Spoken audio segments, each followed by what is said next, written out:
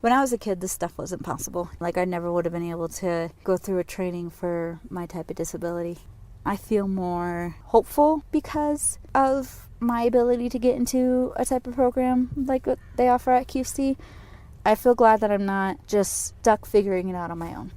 What does it mean for people like Kylie to find meaningful work? Self-esteem, pride, confidence, a future. Quality Connections understands these benefits.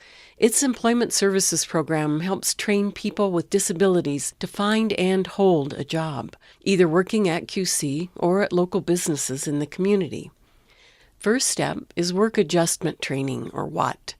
With a QC job coach by their side, clients learn soft skills like being prompt, building stamina, and dressing for success. They also learn hard skills. Job coach Andrew teaches clients how to safely operate woodworking tools, turning out goods that QC sells. In some cases, training may happen off-site at a business where a client gains actual skills for a particular job. Through WAT, Jenny is training at Warner's Plant Nursery in Flagstaff. You got to adjust into working. It's just like, if I'm down on the ground, I got to get myself up, or somebody's got to help me to stand up again. For Caitlin Thomas on the staff at Warner's, it's knowing they're helping members of the community reinvent themselves. Jenny's been really responsible. It's been a real pleasure to work with her. I remember her first day to work, she showed up 30 minutes early. With these programs, we know there's going to be an element of relearning, and she just showed up, she was ready to work. Landing a long-term job is what it's all about.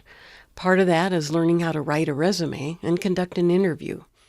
Kylie first interviewed for jobs on her own, and it was intimidating. That first interview, I was a wreck. I was facing this person that was judging me and trying to be is she good for this job? I went in there not knowing what I was doing. That's kind of when I decided I need some coaching. Once they've gained work experience, some clients may go on to become job coaches themselves. That's what happened with Nate in QC's toner cartridge shop. I basically fell into it because I'm pretty good with working with my hands and organizing and taking stuff apart, putting it back together. They had me start with remanufacturing cartridges, and then they showed me how everything's done as far as testing, boxing, and packaging, all that stuff. QC works hard to find job openings out in the community. They're always on the lookout for employers, letting them know of clients who are ready to work. Job developers contact businesses personally to make that ideal match. Kylie is an employment services success story. She works full-time as a dog bather and receptionist at Dorothy's Canine Grooming. This job was of interest to me because I've always loved animals. I get it from my dad. I liked that I could stay in Flagstaff.